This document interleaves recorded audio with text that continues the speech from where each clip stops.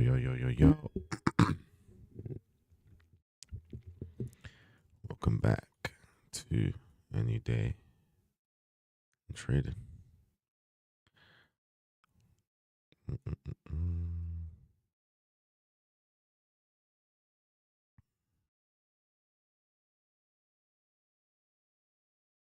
Okay. So we haven't taken any trades today. We've just been monitoring the markets. Not really any clean opportunities. The ones I saw either didn't come back to entry, nor did they didn't play out the way I wanted it to, or I just missed it. So we're gonna go through all the pairs together from scratch and see if there's any opportunities now that the New York session has opened and it's 12:45. So the Judah swing should have occurred, generally speaking. Just order this by symbol and stuff from the top. So AD CAD, we have swept London session low. So we can add that to sweep. We'll be looking for a displacement to the upside before we look at entries. Here we've swept London low during the time before New York session and just after the London session kill zone. So we swept the low of London and Asia down here, and it looks like we're continuing down. USD or AD JPY, similar story to AD Swiss franc, except it's just a different order. So we swept Asia lows during London session, and then New York session swept London lows. If we look at the previous pair we just looked at, we swept London and Asia after both Asia and London sessions, whereas in AD is AD JPY, sorry, it's one after the other. AD NZD, similar story to AD Swiss franc, and pretty much the same thing. AU, similar to AD JPY, but this looks like a pair that wants to go down.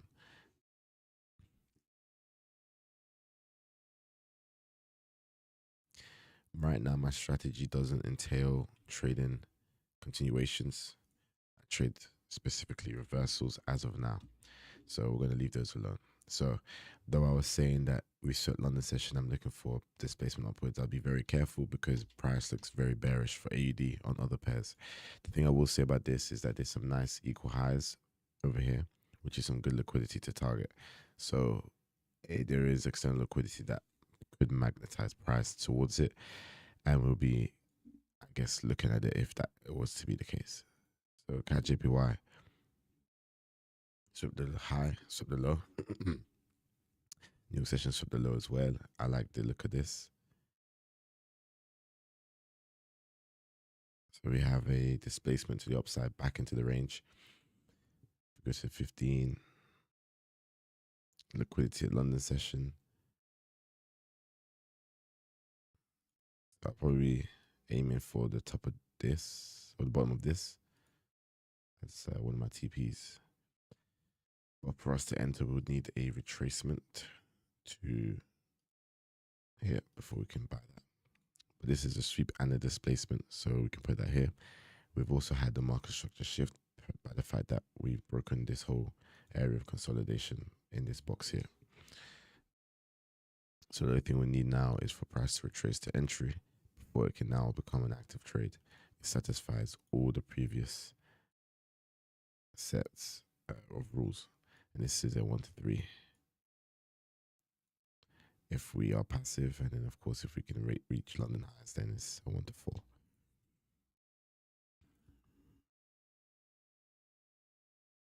Okay, Swiss franc JPY, we swept Asia lows with London session.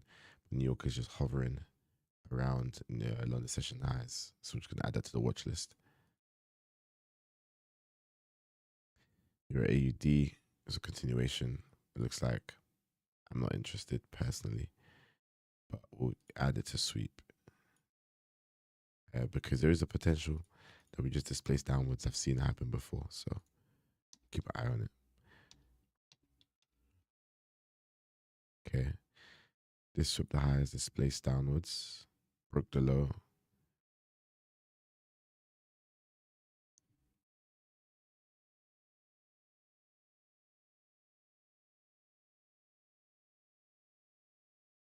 Had the market structure shift as well. So a retracement back here could be on the cards, targeting Asia lows.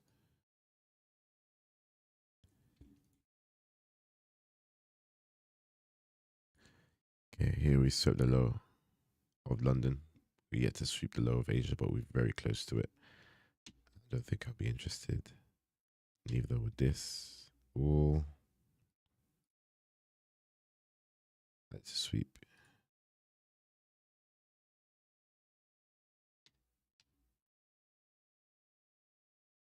So for us to add something into sweep, I just want to make a clarification.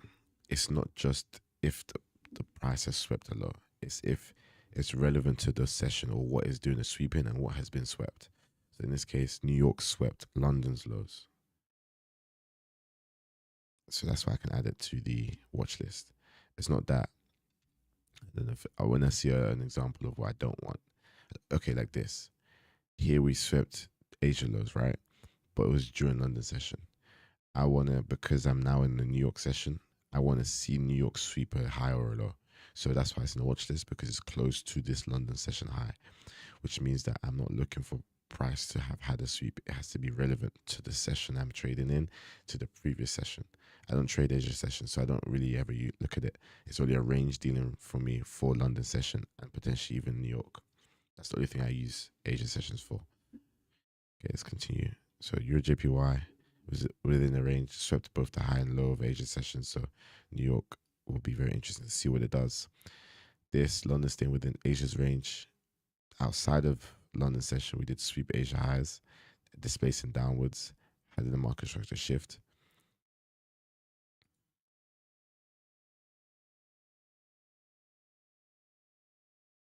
We are overall kind of bullish.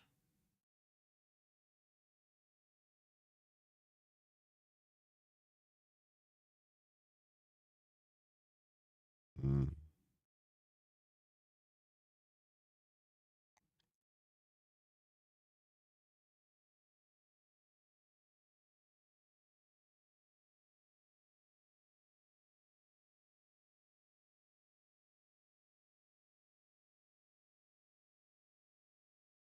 This is a watch list. I don't think I went into this though. Let me just watch it.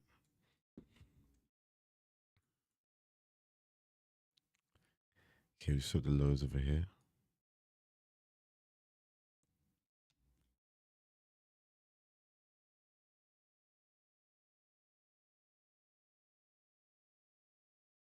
We get to break structure, but we have swept and displaced.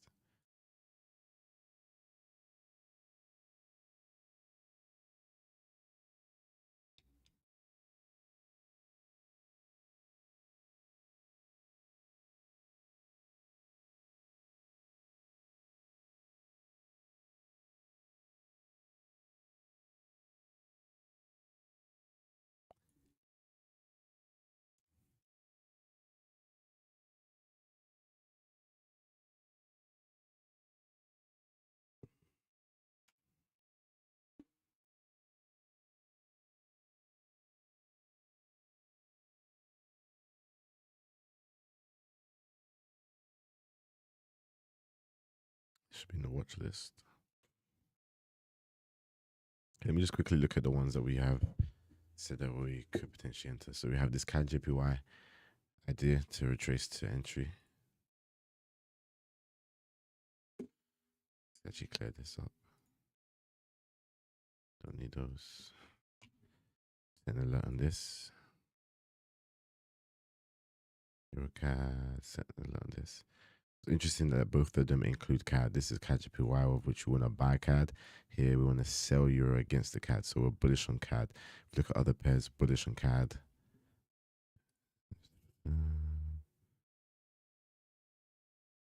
Bullish on CAD. Here we're not bullish as much. So USD has some potential.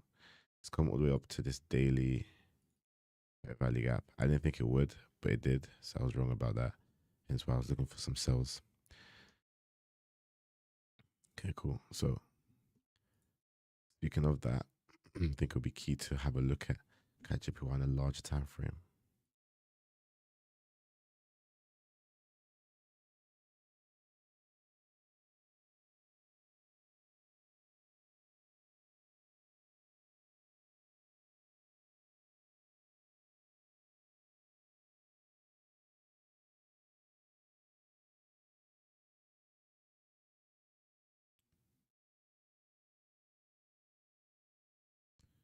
Okay, what's interesting here is that we were bullish for a very long time.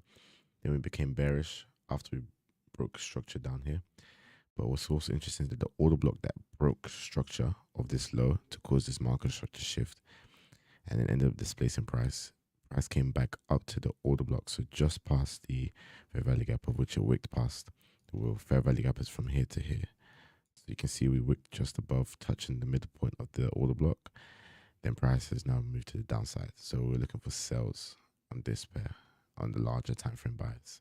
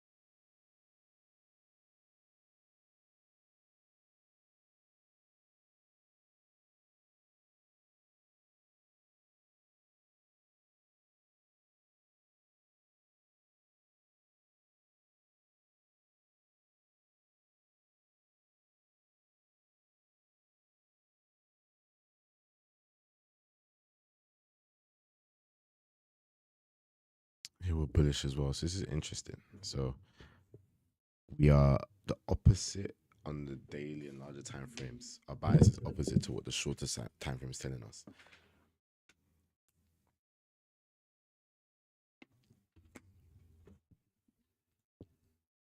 Hmm.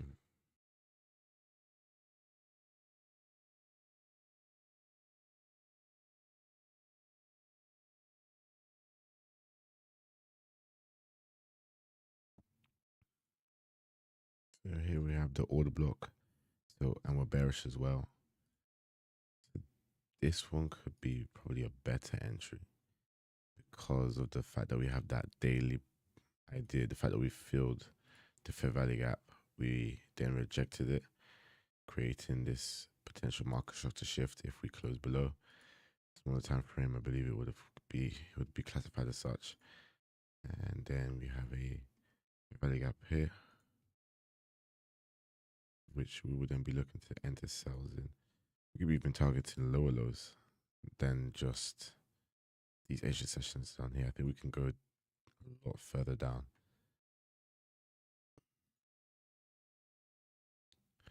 So we've had the market structure shift. Now we just need a retracement to enter. So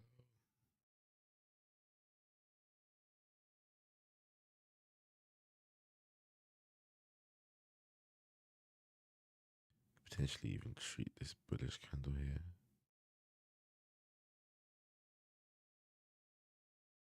I guess pretty much the midpoint.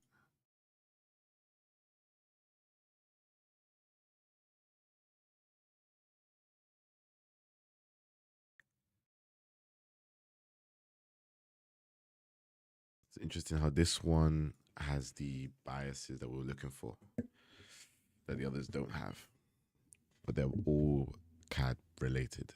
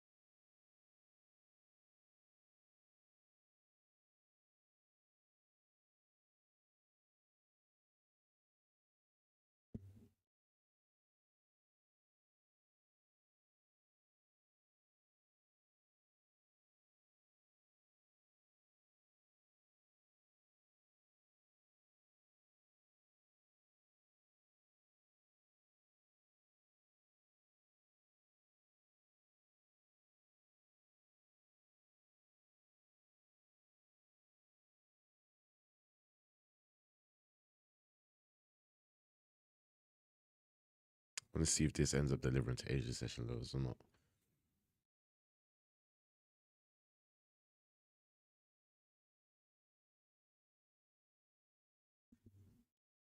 Okay, let me see how GBP is doing across other pairs.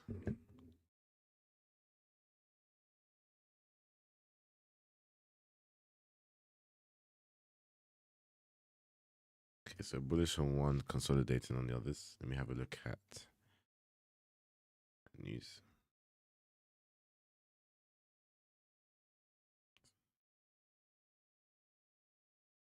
Okay, we've had all of the news for today.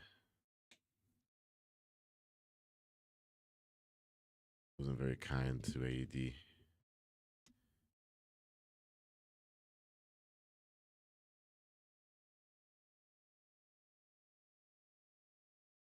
Okay.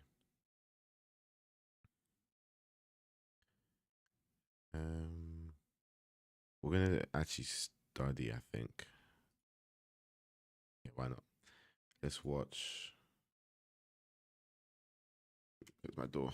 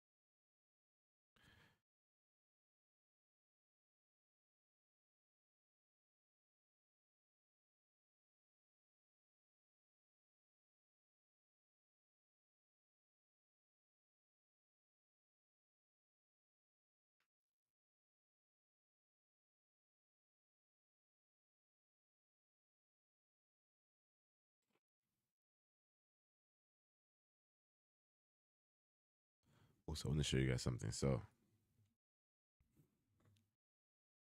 we've well, I might show something. All right, folks. Well, we're here. Yeah. So this is the website so far. You have this journal where you can log your trades. It gives you an overview of some trades. But let's just say, I don't know, one.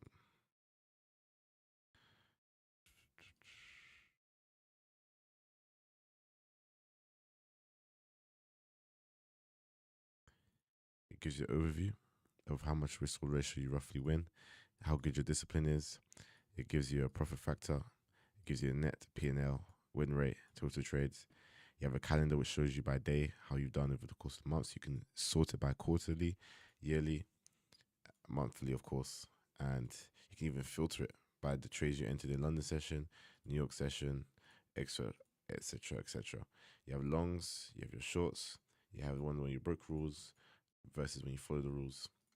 You can clear that as well.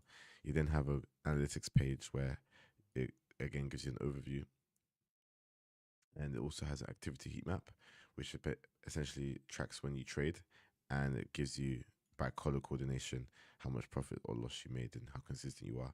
You then have other charts you can filter through and add or remove, of which kind of self-explain what they do. Some of these are problematic, so I would be, or problematic, have problems with issues or bugs. So there are some, sections that are going to be improved as we go on. You then have this equity curve. You have a performance radar. And this radar chart, which I will be breaking down in the future. Pips per trade versus the pair, which this is wrong. And all these types of different things. You then have cloud storage, which allows you to set it up for your own Google Sheets if you want to store it offline on your own machine, or you want to store it and have your own backup. Let's see if you're a pro member up here. You can also have tags added to your trades, which allows you to, filter by these trades or these tags. So, for example, if you have a tag of where you're patient, you have a tag where you had a trend line where the larger time frame was supporting you. Maybe you noticed you were emotional during a trade. You have the positive, negative, and the others, right? And then you can filter in the journal by a tag. So I've had manipulation. So when there's manipulation in the market, I can see these tags have manipulation. I can see I tend to lose a lot. So when there's manipulation, I'll probably stay away. Okay, then you have a contact section where if you found a bug, have an idea, you want to share feedback, whatever it is, you're able to give your email, filter by what request or type of topic you want to talk about, write your message and then send it. You then have this tab here, which is currently broken because you can just keep adding. I'll fix that later. And this is essentially for you to feature ideas so I can work on them. If you want whatever's highest is probably going to have the most priority after a certain while, and see if I can implement that into the website or just a feature of the trading journal itself. And then a pro feature is over here.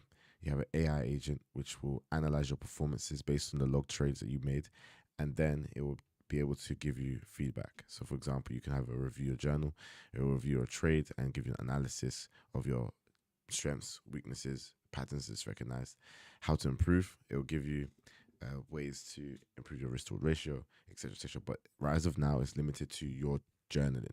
So the better journaler you are, the better advice you're gonna get. Okay, and it's currently not working, so I need to fix it. You can also have a discipline report, and then you can also ask about a certain pair to get a review of that pair you're trading. Right, more options will be coming soon, but I just want to have like sometimes you just got to start and then improve as you go along. So yeah, this project is quite fun because I initially started out just making it for myself, and I was like, you know what?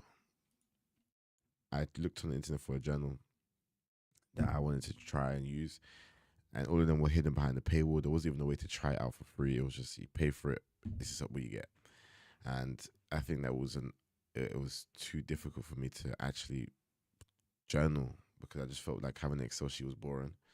So I decided to make my own. And then I was initially just making it very simple. I'm very simple minded, so I don't really mind all the jazz. Right. So I was like, let me just make this as simple as possible and I'm fine.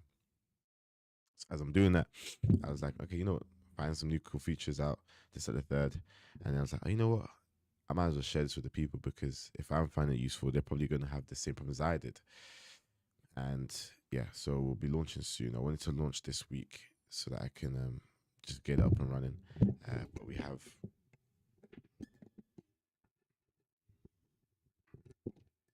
2 and 2. Sorry, disconnecting my microphone.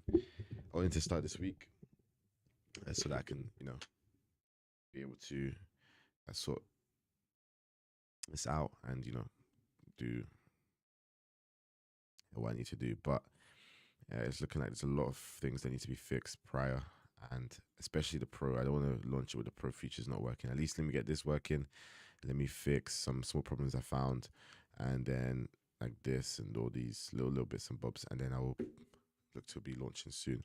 It is a monthly fee to join Pro plan. The free plan you get 53 free logs, and you're limited to 3 photos. On the Pro, you can upload up to 3 screenshots. It's stored for you, as you can see by here. This is what you get when you have a Pro account, and yeah, you can export it to a CSV. You can download it to your files. You can change your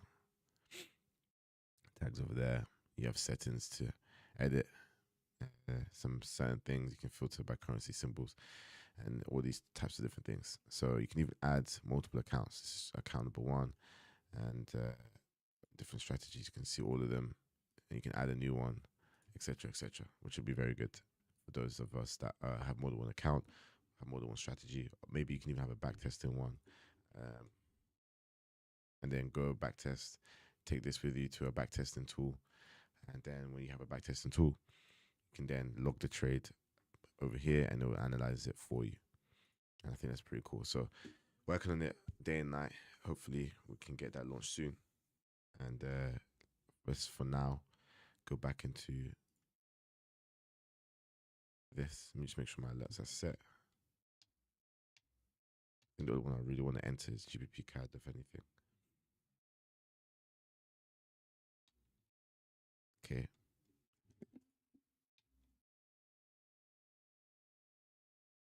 Hold on, there's some potential opportunities. Wait,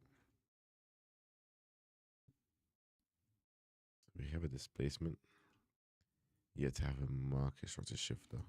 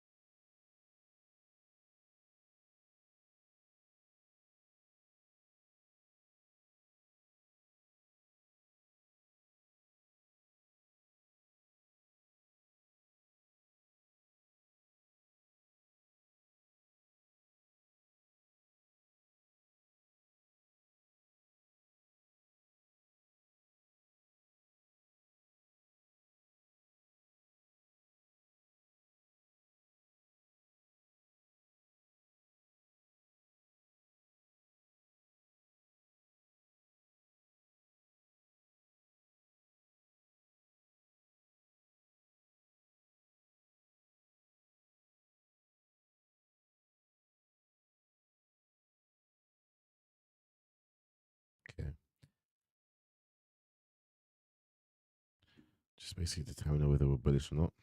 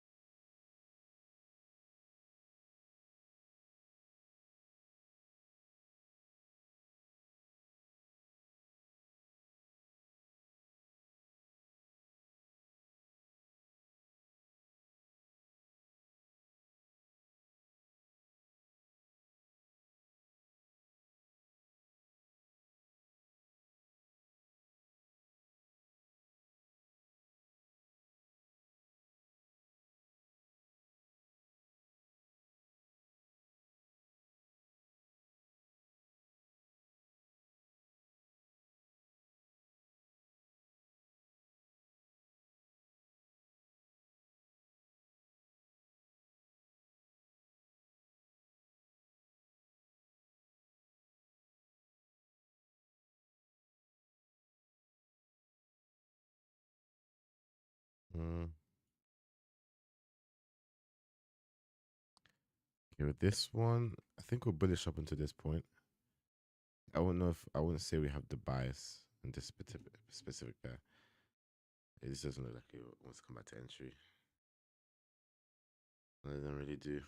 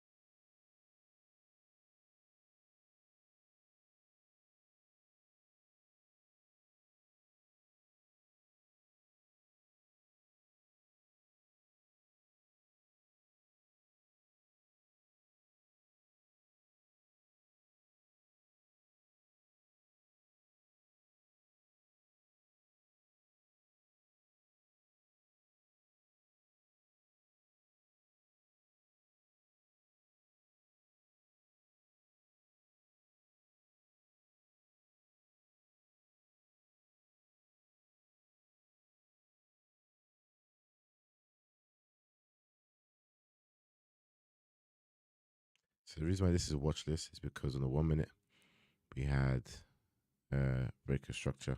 So I was wondering if I could enter after the fact, but I didn't go for it. It's not really explicit in my strategy, so I didn't go for it. I just put it in the watch list instead. Where's this tagged? Not clean displacement. I mean, yeah, CAD looks like it's just delivering right now.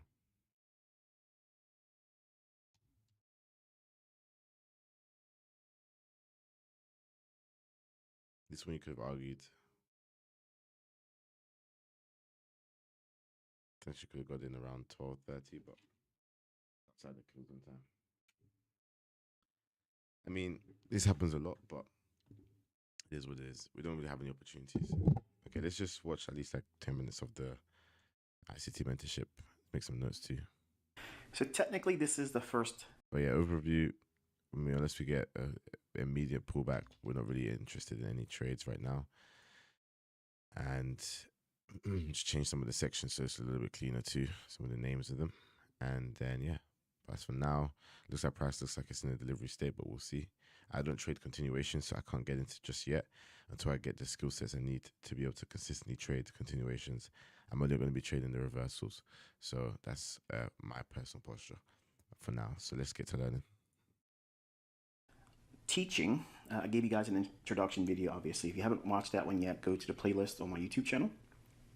And please watch that one because it'll help. Okay? I believe that this market is worth studying. I believe it is not just limited. Okay, 2 orders executed here. Whenever you see this do versus what other people do. Okay, so I'm not trying to, point my finger at anyone in particular, but if you look around on YouTube, there are people out there that try to make a big stink about themselves, and they'll try to show results that may or may not be real. I'm not here to disparage that. They could be actually trading a live account. I don't personally care. But anyone that trades on Thinkorswim, they can recognize this chart right away. I posted a results and updated reflection on the Thinkorswim or TD Ameritrade account, and it's on my community tab. I promise I won't beat you up too much with the community tab, but that's my way of reaching out to you. So if you subscribe to the channel, and then when you subscribe to the channel, you I've seen the it, setups I want to skip this and the way. logic behind it will help you find these types of frameworks. Framework is the foundation to a trading model. So you have to have an understanding of what it is you're looking for. And that's really the only thing I'm introducing tonight is the idea of what it is I'm promising to educate you with so that we can go in and find these setups on your own. You will not need to be a slave to some kind of black box system. You don't need to be a part of some kind of signal generating gimmick. You don't need to be a part of a signal service. You can find these on your own, independent. That's exactly what I'm trying to frame in all of my students. I do that with my mentorship students that paid me for education. Now here you are in my YouTube channel. I'm telling you the same thing. I'm teaching independence. That way you're not requiring any hand-holding by me. Once you understand the rules and you go through the processes and things I'm going to teach you how to practice with, you will not need anything except for the chart itself. That's it. And that's how, in my opinion, and you can argue with this if you want, but I could care less if you could. Any of you would challenge the idea that independent thinking is not the best way of doing it. You want to be able to be unshackled, okay? And if you're part of a signal service or if you're part of a approach that requires you to use a black box system, you're kind of held captive, aren't you? So if you look at this chart is clean, except for these little bubbles that actually show you the transactions. You don't really get any kind of, well, distortion from your reading of price action. I don't have a lot of graffiti on the chart, okay? But the main takeaway here is I want you to understand that I don't hunt for 3 to 5 handles and consider that legendary, okay? Now, can you be profitable if you take high frequency trades that bring clarity to reading price action? All right, so we're looking at the NASDAQ futures March delivery contract, and this is a TradingView chart. If you've never used tradingview.com, the way you would pull this symbol up is NQH2022, okay? And this is a weekly chart. And I want you to think about each week before the new trading week begins, preferably on the weekend. Okay. The idea is you want to try to get a read on what you think that next weekly candle is going to do. Is it going to go higher or is it going to go lower? You're not trying to predict the close of the weekly candle.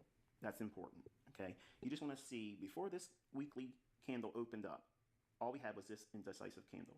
Okay.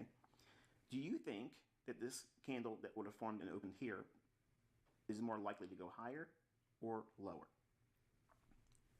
Obviously, with the benefit of hindsight here, but I can tell you, all of my students know we've been looking for lower prices, and I'll just give you a quick short list as the reasons why.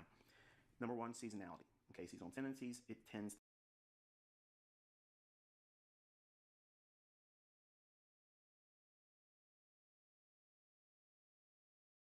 Wait, this is technically episode 2.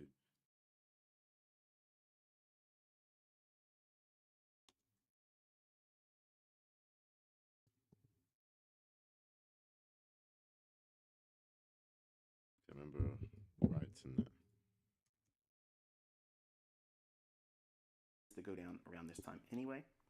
We also have discussions about how the Fed's going to raise interest rates. The stock market does not like that.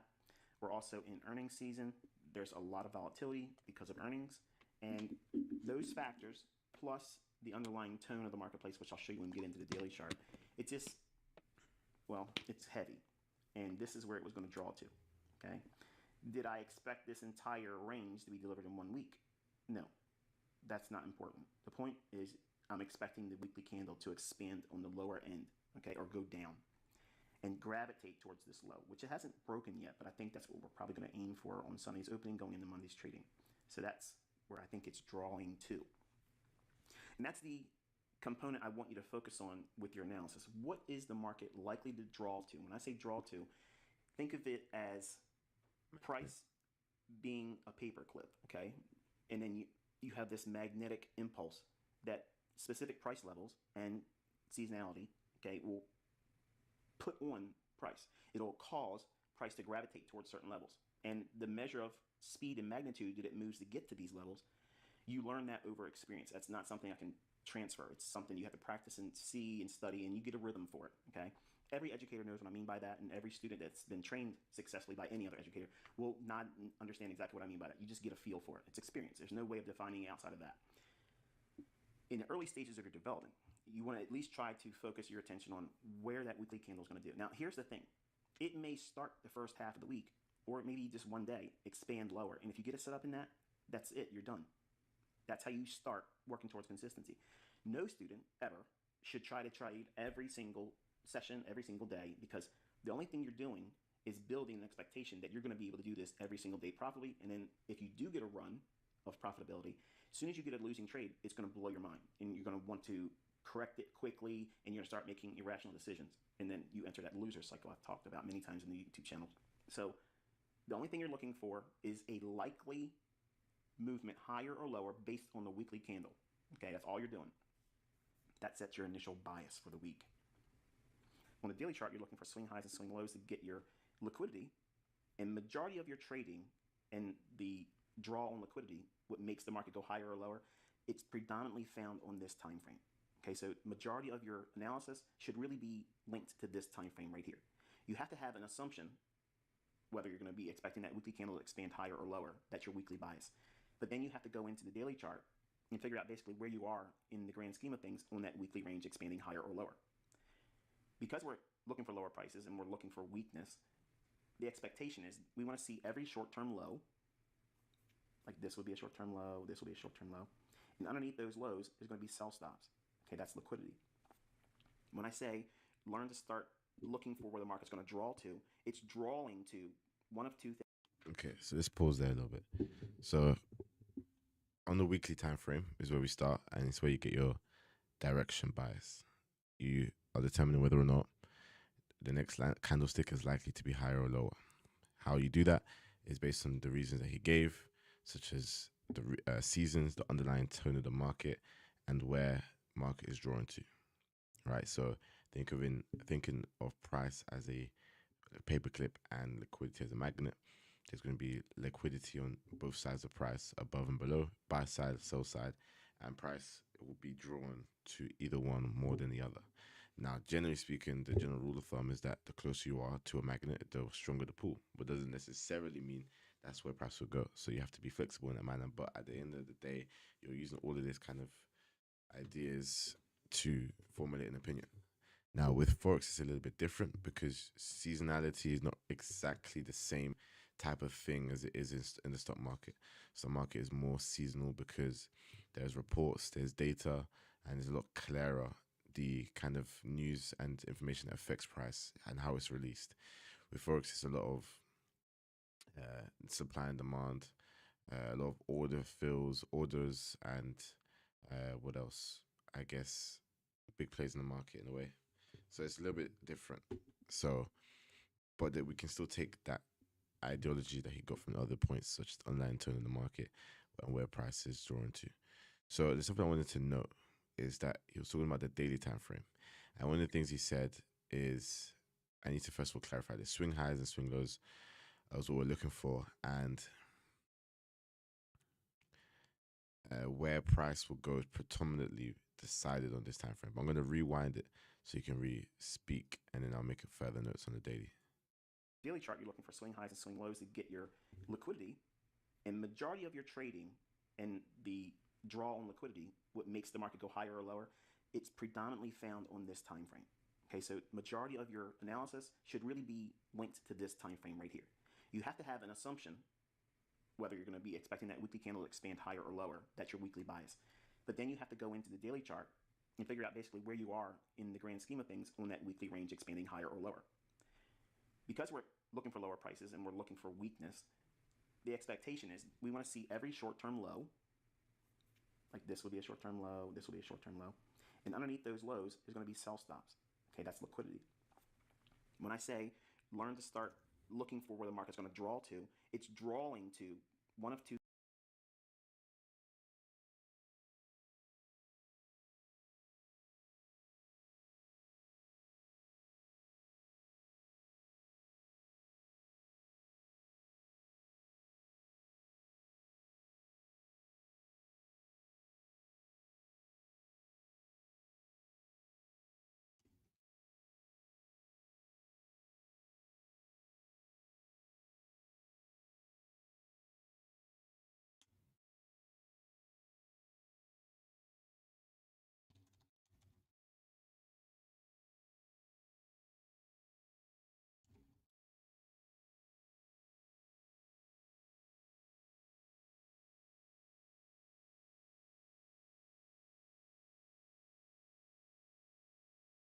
Two things, okay?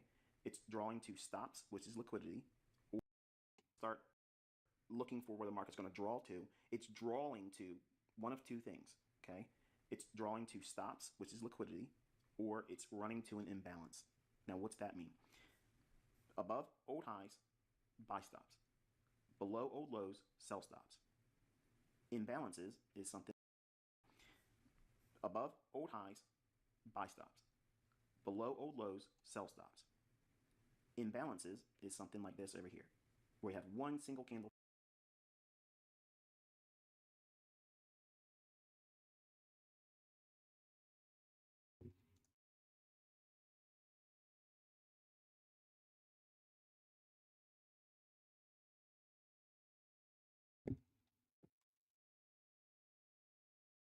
pass higher.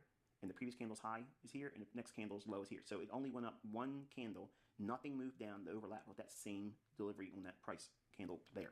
So in other words, that's an imbalance. It's only going higher and nothing else is here to offset that and efficiently deliver price on the opposite end.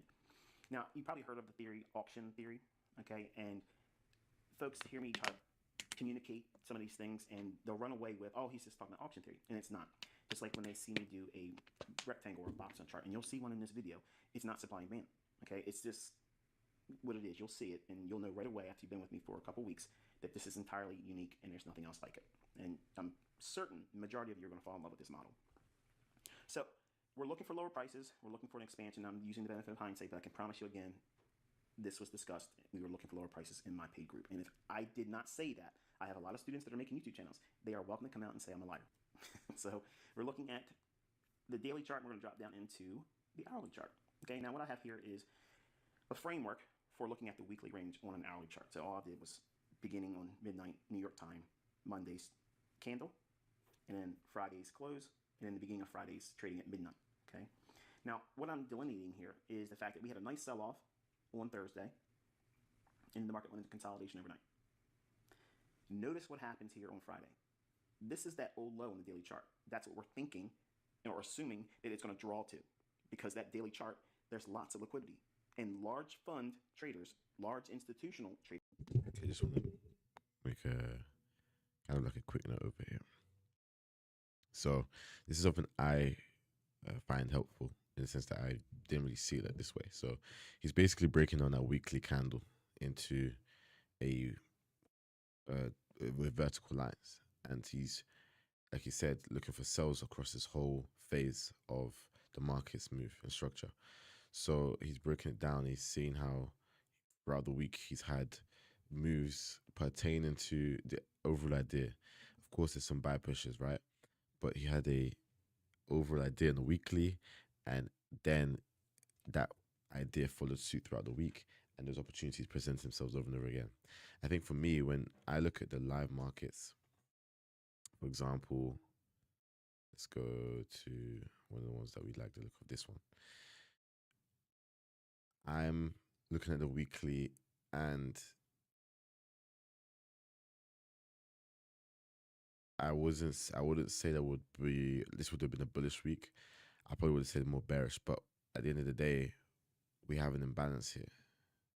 I believe this is an order block. Yes. Okay. So it's not exactly an imbalance, but we had an imbalance here, and we filled it. So I would have thought that we're more bearish, but we ended up having a bullish week. And I don't know if this will work. Alt V.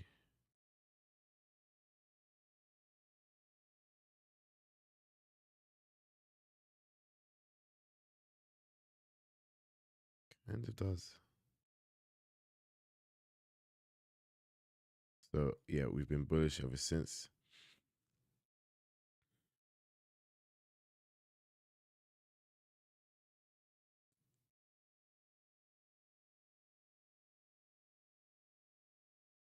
And we haven't really had that many opportunities. For example, like here, right? Had this Asia range, swept the high, swept the low, displaced upwards, did not come back. Okay, cool. Asia range again. Oh, it's New York, sorry. It's continuation. Dealt within the range for Asia. Swept the high, swept the low. Went up, but didn't really displace. Opportunities. Swept the low. Technically displaced here. Potentially came back here. Maybe one opportunity. Okay. Didn't sweep. So now I'm looking for sells against this weekly bullish move. So I don't know if this is a wise idea.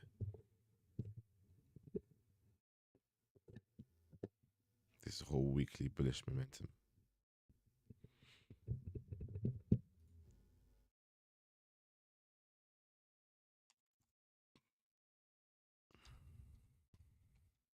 I'm gonna create another section of this.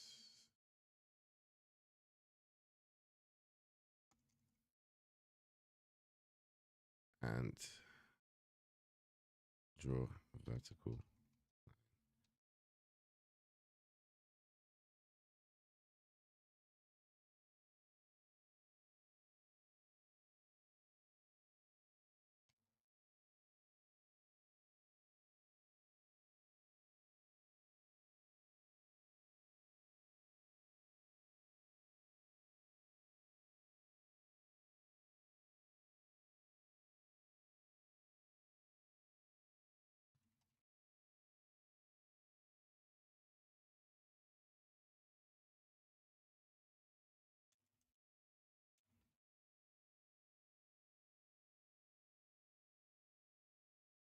Traders, institutional mindset investors will be looking at these old lows and old highs. And liquidity providers will be looking to take business in around these same levels. So if we know that this level down here is the old daily low, and again, I'm going to take it back up to the chart on the daily chart. That's this low right here, okay? By dropping down into the hourly chart at levels here, all I'm doing is transposing those daily levels right to this hourly chart. The entire week has been bearish. Okay, it's been going lower since the beginning. Then we had consolidation in here. The market creates this short-term high and this short-term low. What rests above that short-term high? If you've taken notes and been paying attention, it's buy stops. What's resting below this low here? Sell stops. Watch closely. The market trades down initially and takes out the sell stops. Why would it do that first?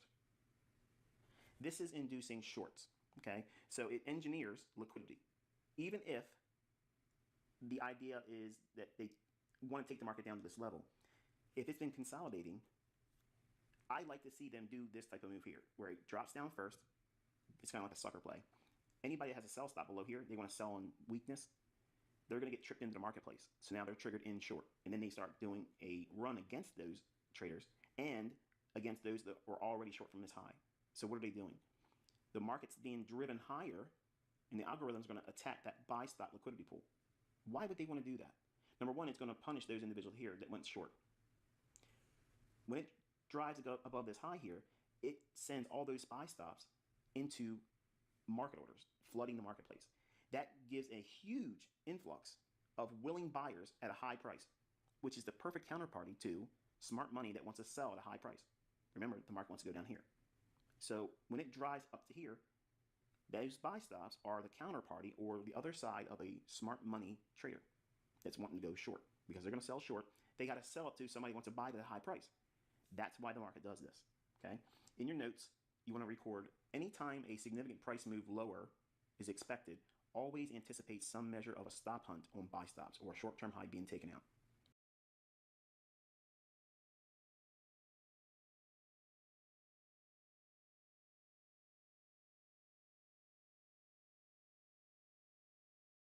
One second.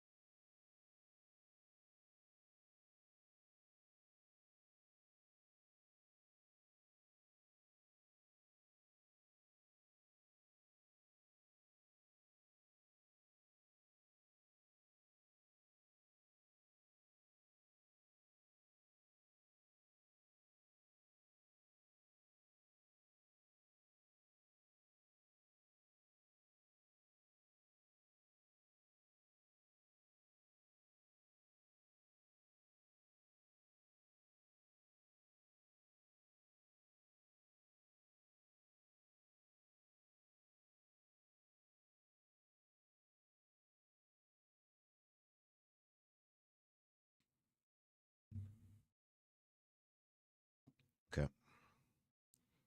Obviously, short. Weakness, they're going to get tripped into the marketplace. So now they're triggered in short. And then they start doing a run again. This is I want him to explain this move again. Okay? Old highs. And liquidity providers will be looking to take business in around these same levels.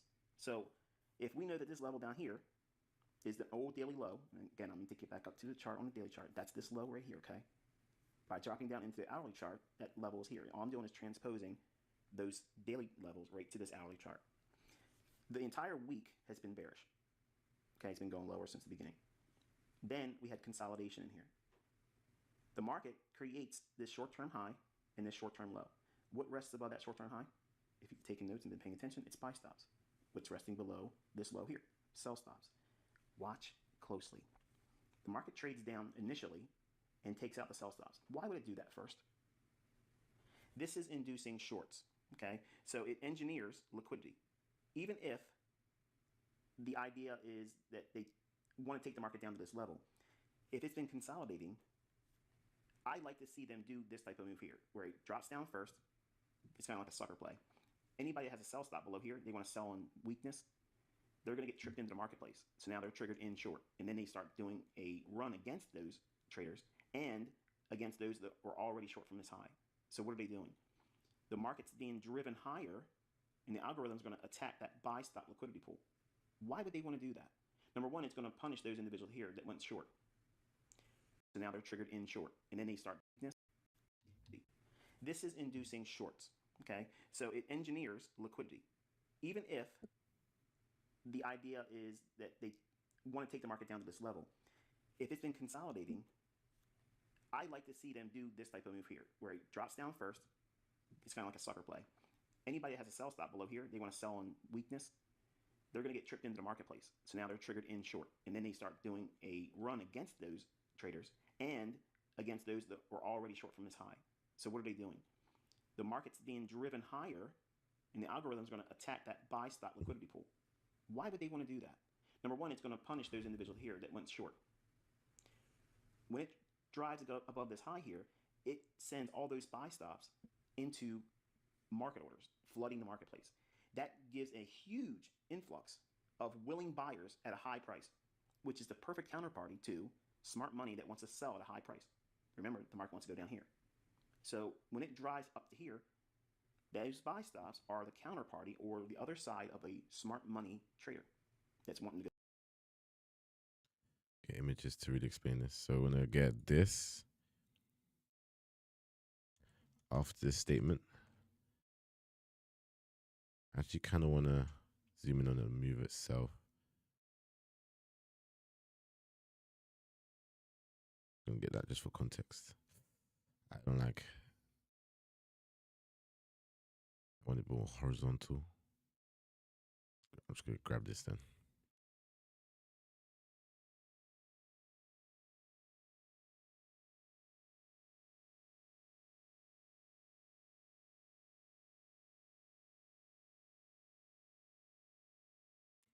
Okay, let me analyze this move. So essentially, we have daily lows.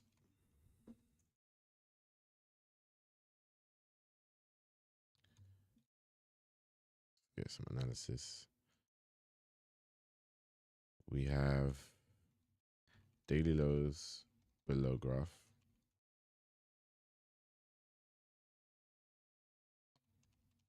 Which is in with our. I honestly want to see the relationship. So 22, 27. The relationship between the low on the daily and the low on the weekly.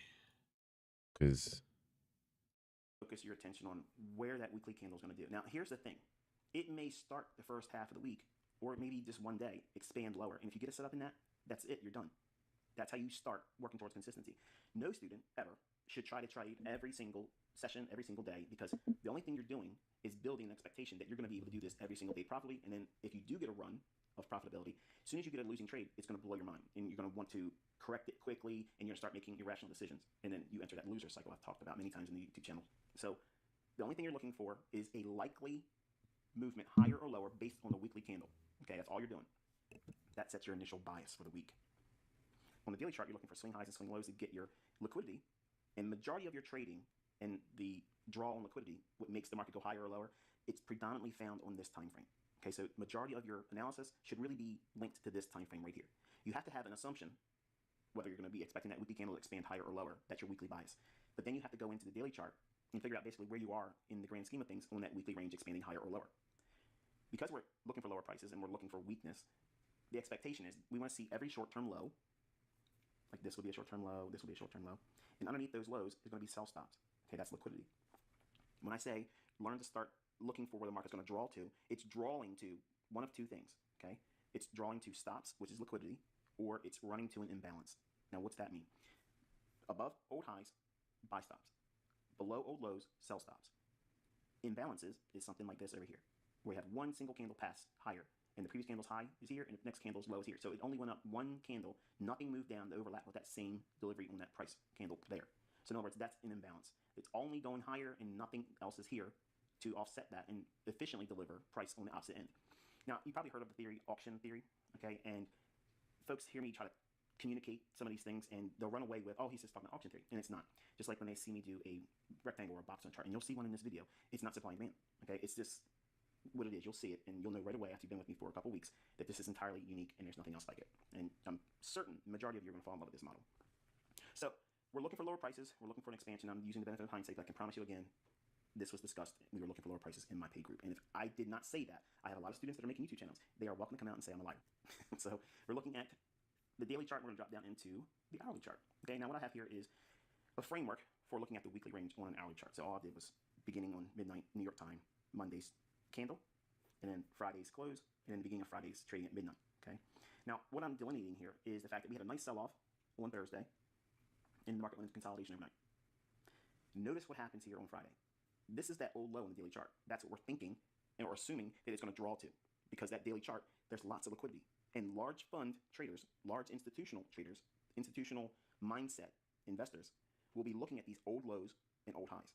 And liquidity providers will be looking to take business in around these same levels. So if we know that this level down here is the old daily low, and again, I'm going to take it back up to the chart on the daily chart. That's this low right here, okay? By dropping down into the hourly chart, that level is here. All I'm doing is transposing those daily levels right to this hourly chart. The entire week has been bearish. Okay, it's been going lower since the beginning. Then we had consolidation in here. The market creates this short-term high and this short-term low. What rests above that short-term high? If you've taken notes and been paying attention, it's buy stops. What's resting below this low here? Sell stops. Watch closely. The market trades down initially and takes out the sell stops. Why would it do that first? This is inducing shorts, okay? So it engineers liquidity. Even if the idea is that they want to take the market down to this level, if it's been consolidating, I like to see them do this type of move here, where it drops down first. It's kind of like a sucker play. Anybody that has a sell stop below here, they want to sell on weakness, they're going to get tripped into the marketplace. So now they're triggered in short. And then they start doing a run against those traders and against those that were already short from this high. So what are they doing?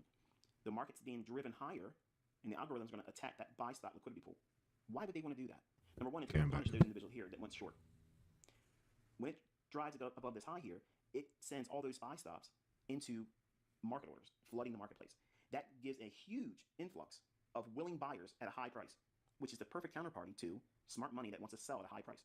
Remember, the market wants to go down here. So when it drives up to here, those buy stops I'm going to pause it just so I can focus on the writing, because he's saying some cool things. So we're going to analyze this chart and basically reword what he's saying to where we understand it in our own analysis, and then essentially make a action point of our base, make action points based off our analysis to see where we can include it in our skills. So we have daily lows below, which is, went back a time in the video to see where we were in relation to the weekly. I wanted to see, okay, did he find a low in the weekly? Why was that low mentioned? It's because the weekly is bearish. So we're looking for liquidity on the daily time frame. So that low was actually found on the daily. So here I said we have daily lows below in the image, which is in line with our weekly direction, right? Not weekly low, weekly direction. And I then wanted to make a note to say, remember, predominantly liquidity being targeted is on the daily time frame. This is just going to help me reinforce when I look for lows for liquidity to target, or for direction after direction, it's going to be this time frame. I'm going to utilize it. So in things to implement, we can add that here. So we're going to say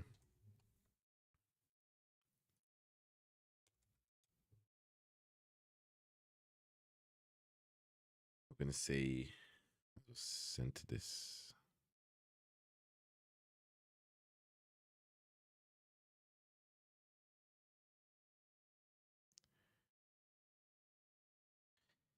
The vertical line at the start of the week potentially returns to numbers. I don't really like how it. Okay, it's just because we're zoomed in.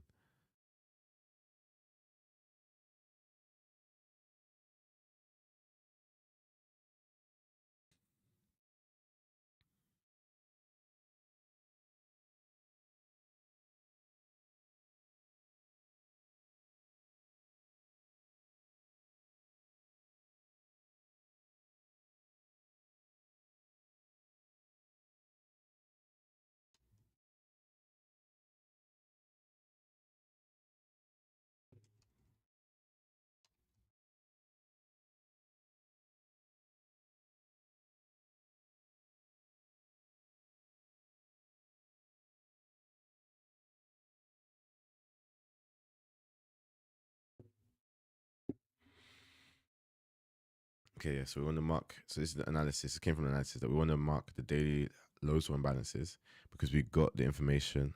Where is it? That market draws to one or two things, which is stops, liquidity, or imbalances. So if markets draw to those things on the daily time frame, we're going to look for those things because that's where the market is drawn to. So the market on a daily time frame, we're going to mark those lows, highs, or imbalances that market is drawn to on this time frame to wait what? Okay, to see where price may go. To rather than that, I want to put that's in line with the weekly time frame. And just mark daily lows and imbalances the market is drawn to in line with the weekly time frame or the weekly direction.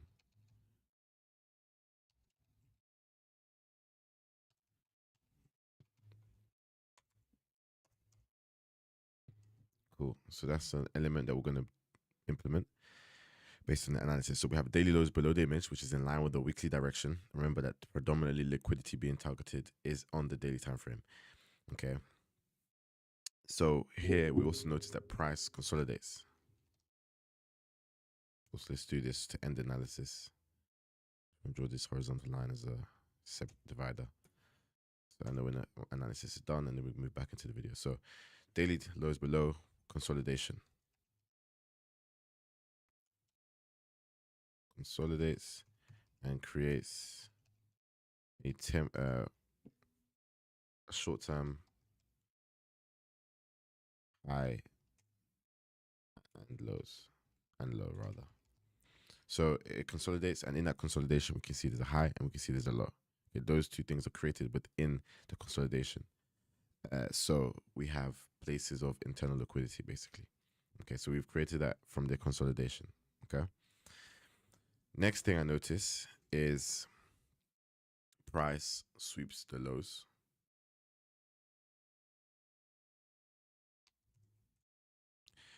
What does that do? That essentially, so I'm just keep an eye on this.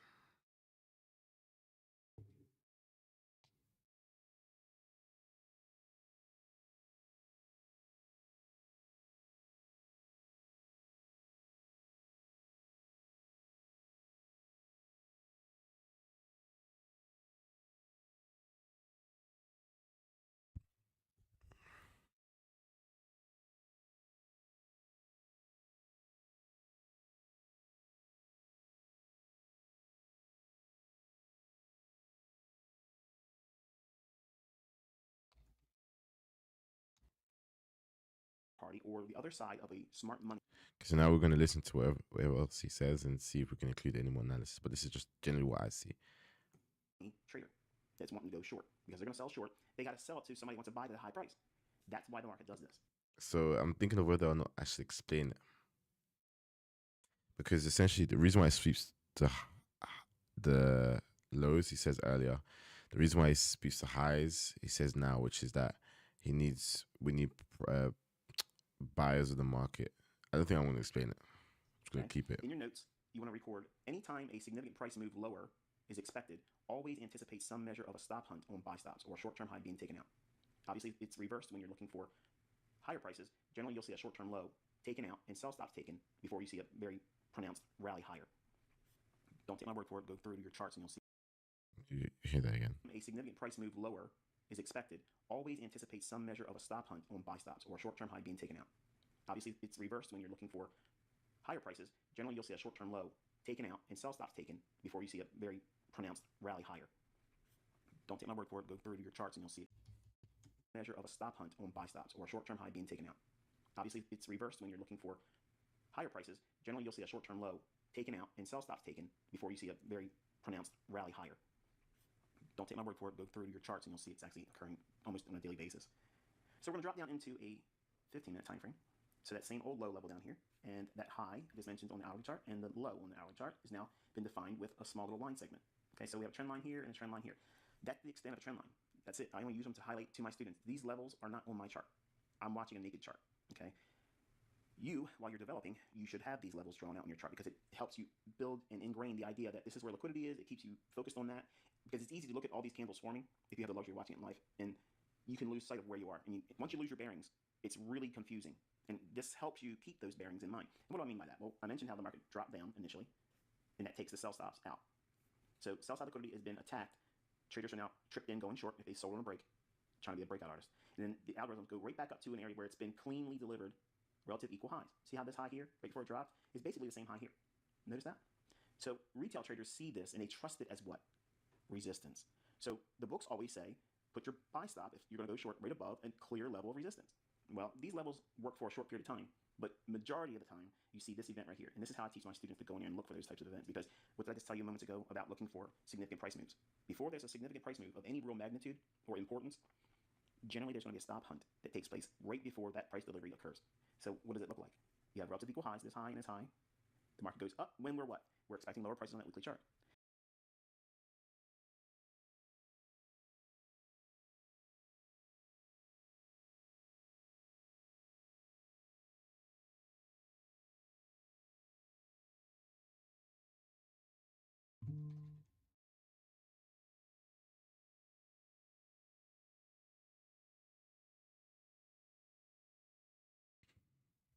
We're on the last day of the week. It's already been heavy. It's weak. And the only thing it's been doing is consolidate.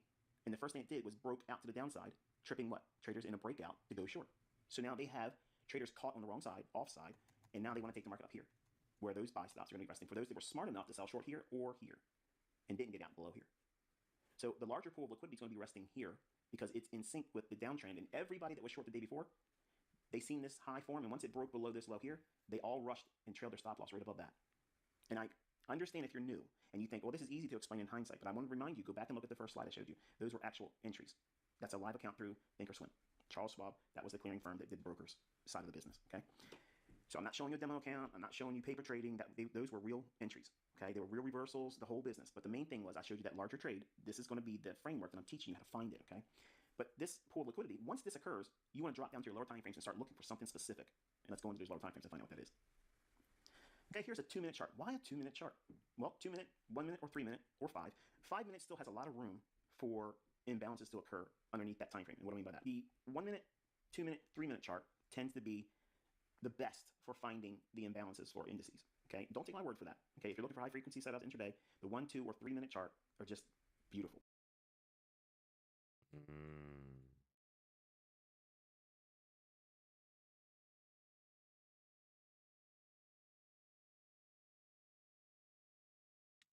I don't think I've been utilizing the lower minutes. No. Can I even add the 2-minute interval?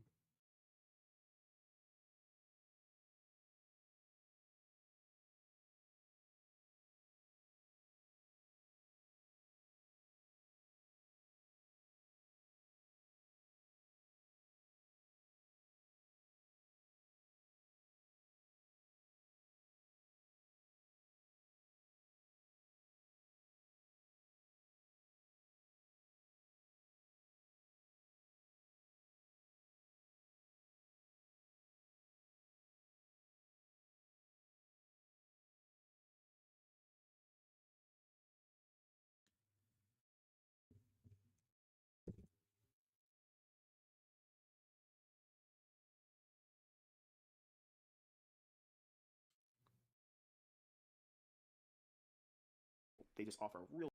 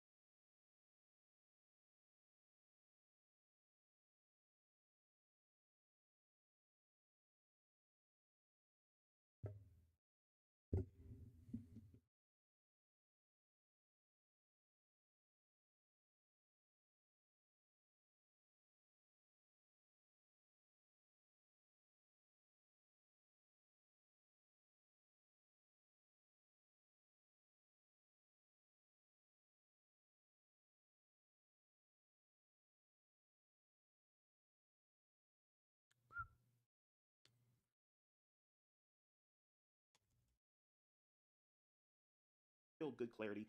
The reason why, because the high frequency trading algorithms are operating on nothing really higher than 3 minutes. But majority of the time, they're like seconds, okay? 15-second, 30-second, 45-second, 60-second intervals, okay? And what they're looking for are these small little imbalances. And what does that look like? Well, we have that run on the buy stops here, okay? Remember that old high here, the old high here, the old high here. It runs right on through that. Once this occurs on that higher time frame, 15-minute time frame, you want to drop down to the lower time frames. And I'm using the 2-minute chart because this is exactly what I was using to find that imbalance and trade off of it, okay? The market creates a short-term low here, and then it breaks below that. This is key. This is called a break in market structure. Now, the foundations and underlying framework is we're in a market that's what? Weekly bearish. We're expecting that weekly candle to expand lower. It's been expanding all week. So we have momentum on our side. We have a consolidation that's occurred, and we had a pool liquidity engineered with these relative equal highs, and the market broke out to the downside first, and then they ran on the highs. So once it went here, we don't rush in there and just go short because it went above the old highs. We're looking for some specific signature that tips its hand to you, okay? And I promise you, when you start going through your charts, and it's going to be homework for you, you're going to see this occurring almost every single day. And if it's not doing it this way, it's doing it the opposite direction as a buy, okay? Again, don't take my word for it. You're going to be flabbergasted. Like that, flabbergasted when you see how many times this thing forms every single week, okay? It's many times throughout the intraday charts it creates this type of move. But it runs the stops, then we have a short-term low, and then it breaks below it. So now we have a break in market structure, okay? Once this low is broken, you're going to look for this little area here. That's that imbalance I mentioned in the beginning, right? So what's happening is the market's going to go right up inside that area there, and that's where you want to sell. Now, if you don't sell there, you can drop down to a lower time frame, 1-minute chart. If this was a 3-minute chart, you can go down to a 1-minute chart and look for that to occur on that time frame as well. And it many times will form if you're looking at a lower time frame. Let's say this was a 5-minute chart, and you looked at a 1-minute chart, you'd find one down in here. It's a matter of scaling down in your time frames, because once you have an underlying premise to the market now likely to go lower, it becomes an easy thing to look for these types of things. So in your chart, once you're developing this idea, okay, so essentially he's looking for that imbalance that we've been basically doing on the 5-minute, but he's looking at it on the 1-minute, the 2-minute, and 3-minute, especially when he knows a couple of things. Once he has that momentum bias on his side, he then has more confidence, which is formulated from the weekly expansion to the downside in this instance. He then also looks at the 2-minute for the, well, let's go in order.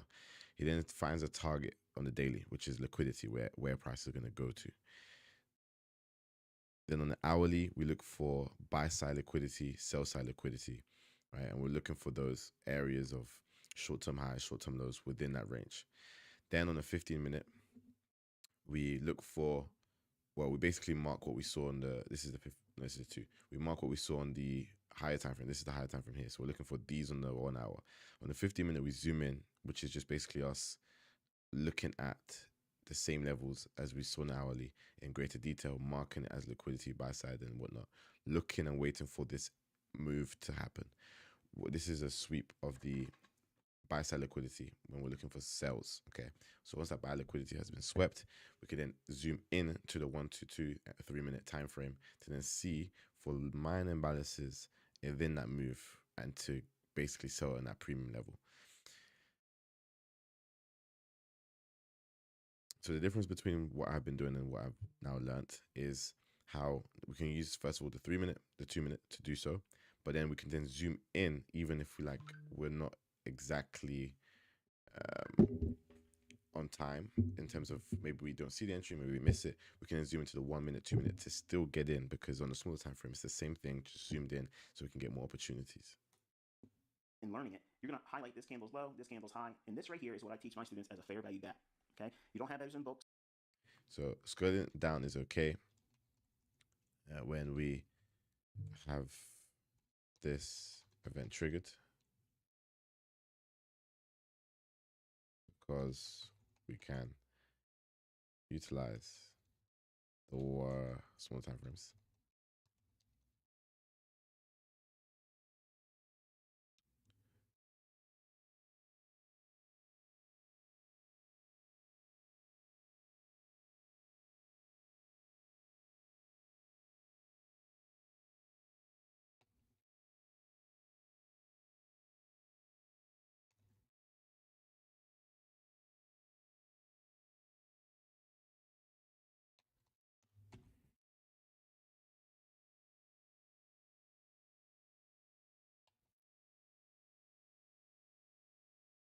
Okay, you don't have any of that kind of stuff out there. It's something I introduced back in 2016, and obviously a lot of people discover how good it is, and they try to make courses with it. But I'm going to not touch that right here.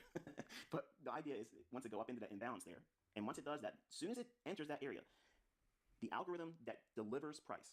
Now, some of you may not know what that means, and some of you may not even agree with it. You may think that this is made up or it's contrived. I promise you, if you spend time with this, you're going to quickly come to the conclusion that there absolutely is an algorithm, and it's manipulating the markets every single day, every single tick. It's completely controlled, okay, period. You're led to believe it's buying and selling pressure. Now, if I go back and use that analogy where it went down here first, then go up here, some of you may argue, see, that's the buying and selling pressure. No, it's not. It's liquidity. Now, you may argue and say, well, we're arguing semantics. No, I'm telling you what's going on. This is the logic. This is how these markets book, okay? Once you see these patterns over and over and over again, it's very easy to execute on them. But the impulse to want to do it the first time you see it because you watch this video, that is going to be problematic for you. So you're going to have to do a certain number of weeks and months of back testing. There's no escaping that. You have to do it. Any skill set, any teacher, educator, system, whatever, okay, whatever they're going to give you, there's going to be some kind of growing period where you have to trial and error, fix the problems that you have about yourself. And I've literally taken your attention to a very specific framework and setup. Notice that? Some of you may think I'm still talking too much, but I'm taking you right into the heart of the matter. This is what it looks like. This is what you're looking for, okay? These are the fingerprints of that setup.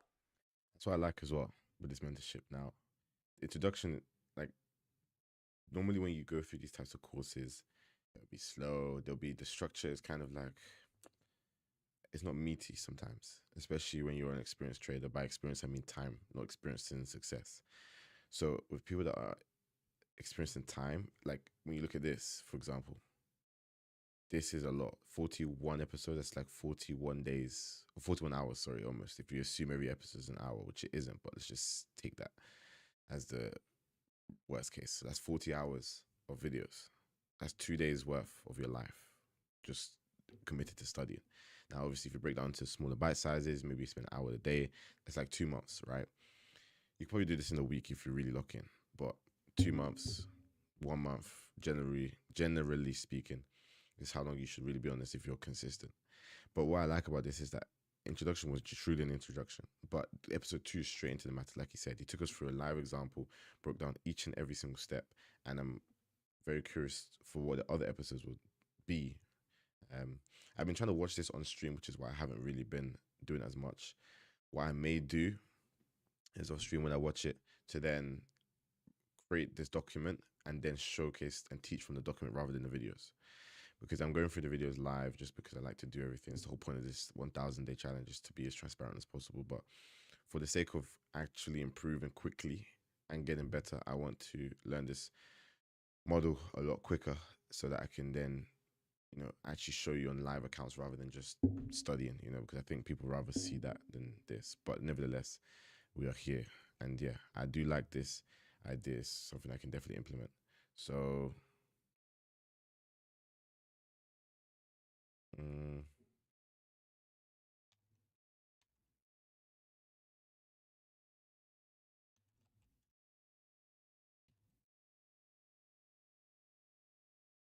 I'm not going to explain.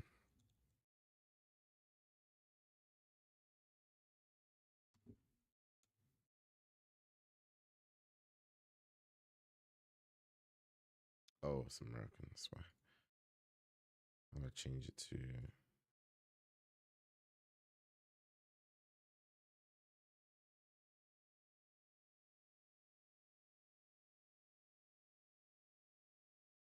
It's what it is.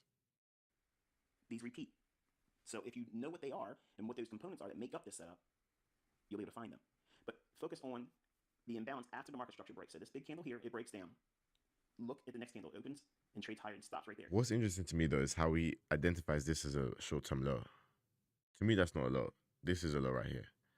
So the fact that he's calling this a low to me is quite interesting. I want to know why he thinks this is a low. Because then, why is this not a low? This can be a low. This can be a low. And it's like, okay, when do you draw the line? Why is that not a low? Why is this the low? But for me, the fact that I see this as a low is because it's created a high. So this low has been confirmed by the high. This hasn't been confirmed. So it's a bit difficult for me to see how this is a low. There's a formula to the way I see it.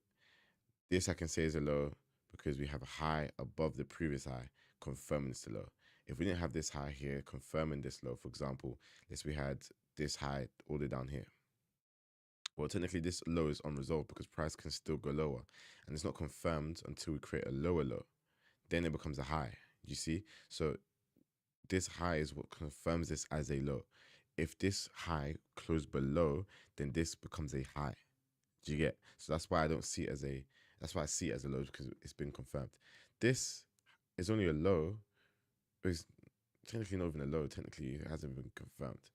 But this could also be seen as a high if you, with hindsight, because it broke lower, you can then trace it back to this being a high.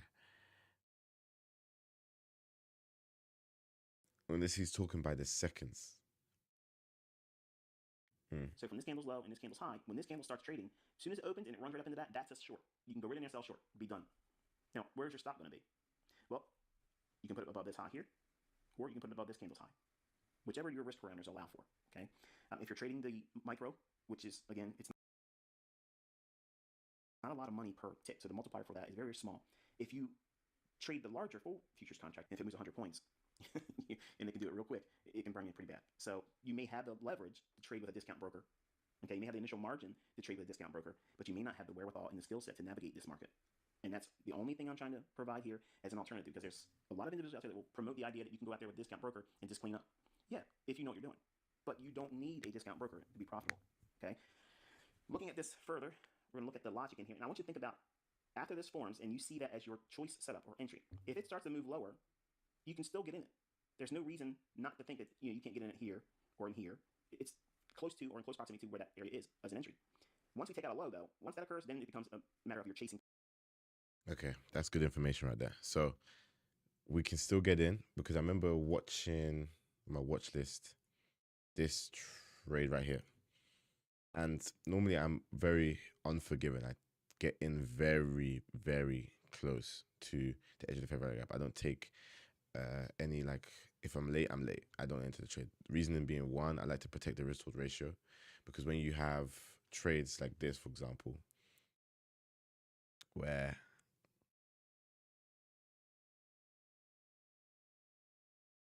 my trade's gone. Where, for example, look, 1, 2, 3, 4, 5 losses, 2 wins. And I don't even think this is a win. So let's just say 1, 2, 3, 4, 5 confirmed losses, 1 confirmed win, right? This one is something that even closed early. It's not my trade fully being executed. If this hit TP, I think it's like a 1 to 5, 1 to 4. It covers like all of these losses and its profit. So that's why I was very unforgiving with my entry, because I needed to protect this risk reward ratio for the sake of the fact that I was making a lot of mistakes, you know? So that's why I was unforgiving. But he's just said that as long as you can get in late, after like the move has touched here, if it hasn't taken out the low. So once it takes out a low, it then becomes something that you're chasing. But prior to that, you are able to get in. So this whole range here, you can get in technically. This whole range right here, you can get in. That's basically what's being said. Obviously, it's not going to be as straightforward as that all the time, because you have a risk reward ratio to be careful of. But the idea is there. Just have a look at these trades that we're looking at. It's delivered very nicely to London sessions highs. Oh, I didn't even know this came up. Okay, swept the order block. I literally was thinking this is probably going to go to order block. But anyway, swept the order block. So I can't use the 2 minute basically. Nice. So good. We'll use 3 and the 1.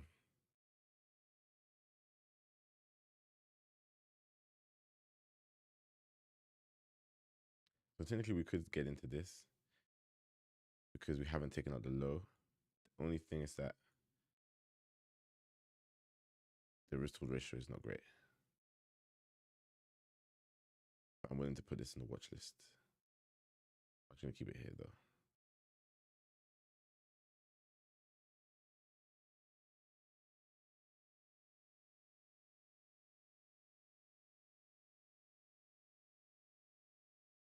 Price. And if you try to get in, especially like use a market order, you may see it trade right to this low and say, okay, now I believe it's going to go down. You put a market order and sell short, and then slippage gets you down here.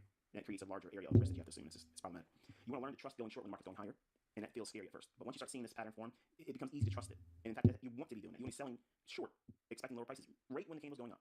And retail traders can't grasp that many times. It's just like, it goes against the logic, because they think, I gotta have confirmation. All the books say I have to have confirmation. And that's somebody that's coming in late. That's someone that doesn't have to read price. They can't really follow it. And usually they're the people that will trade short with additional sell stops. They'll put sell stops with the marketplace, and that's the momentum entry for them. And it's kind of like a no-brainer. In fast markets, it works. But if you don't know what you're doing, you try to do that in the market that's consolidating or about to reverse, it hands you your backside. So if you're looking at this framework here, and we've taken the buy stops, we have our entry pattern here, what would you be looking for as a downside objective? Well, I'm going to teach you the liquidity matrix, okay? And sounds pretty cool, sounds neat and all that, but watch what it is. This here is your range. This is the low of the day, and this is the high of the day, thus far. So if we take that range and split it from the low to the high to get the midpoint, all of this can be determined by a simple 50 level and a Fibonacci. So you drag your fib from this high down to that low or vice versa, and have your 50 level highlighted. Then anything above that 50 level, this is referred to from an algorithmic stance as... Let me get a screenshot. I can do 2 explanations in one.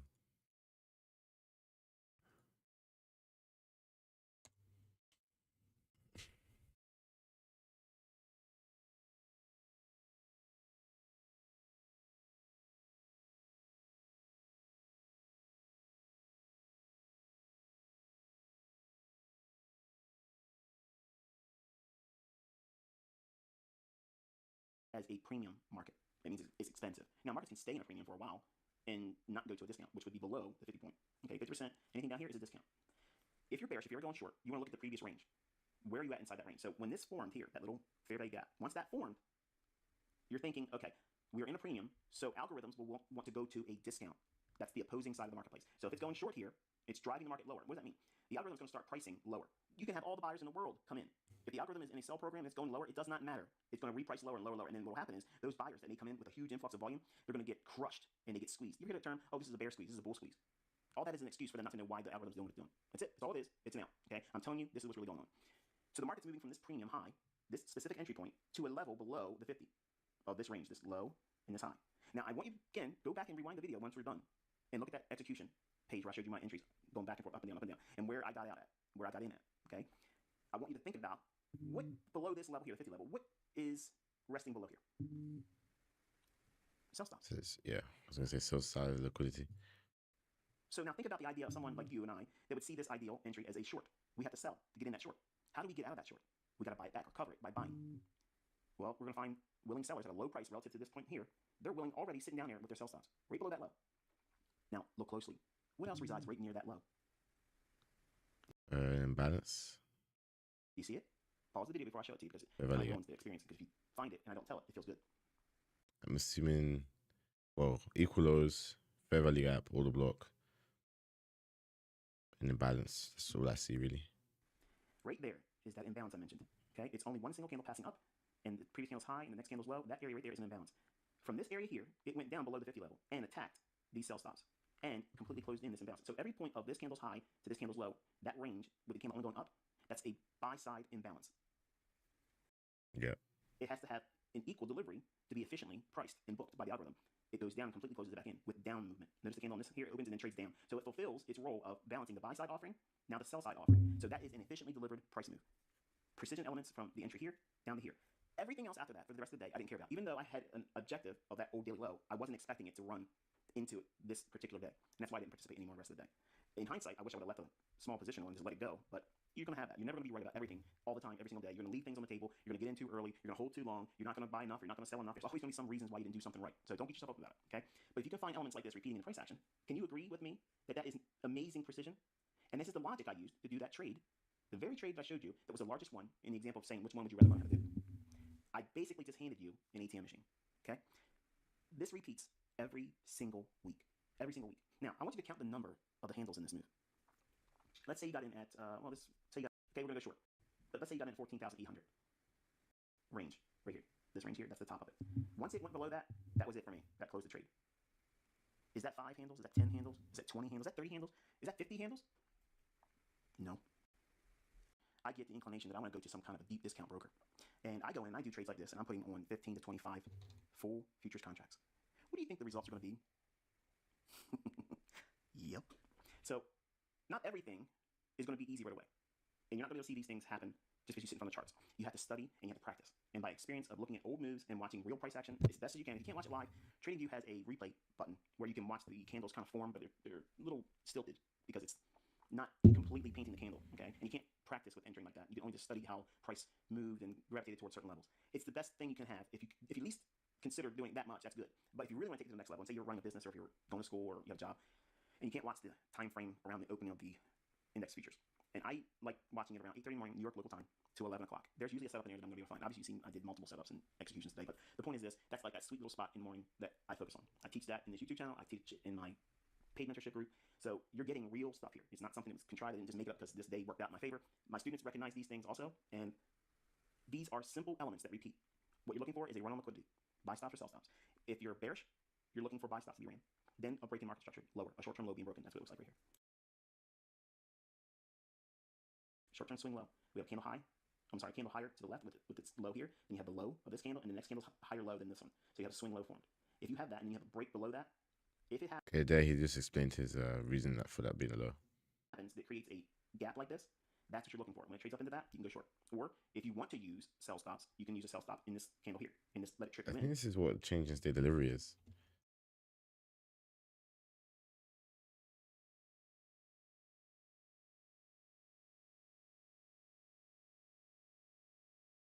Because it closed below, it didn't necessarily have a market shift,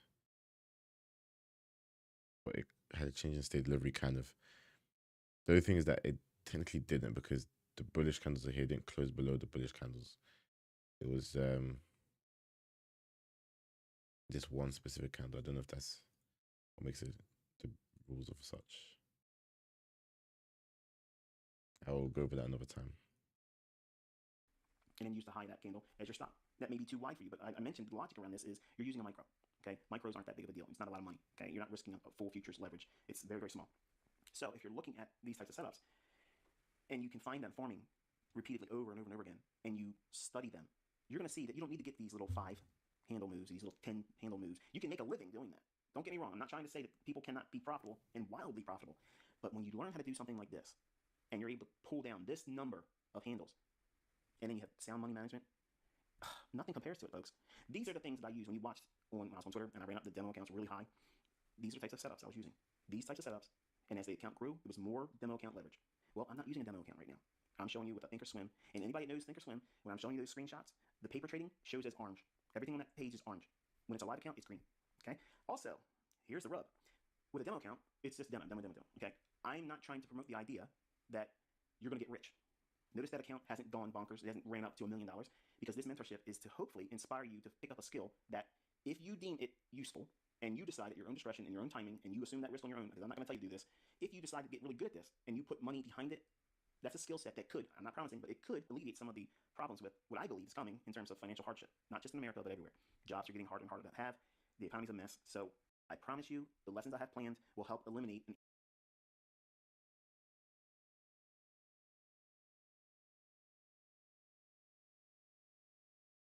Perfect. This is the homework he gave. I'm probably going to watch the next episode tomorrow, but I just wanted to give you guys a longer stream because I, first of all, have been doing short streams. 2, I didn't really see many opportunities. You can see the alerts I set, nothing came back to our entry point, and we just have things on the watch list really that we're going to be kind of watching and seeing what happens with them. But yeah, that's my posture right now, and yeah, I will be back tomorrow. The live trades will be slowing down a little bit more, but yeah, I'm back tomorrow. This was day 32 complete, and yeah, man, we go again tomorrow. And thank you guys for tuning in. For the ones that watch back, a shout out to you too. And we go again. See you guys tomorrow. It's been your boy CJ.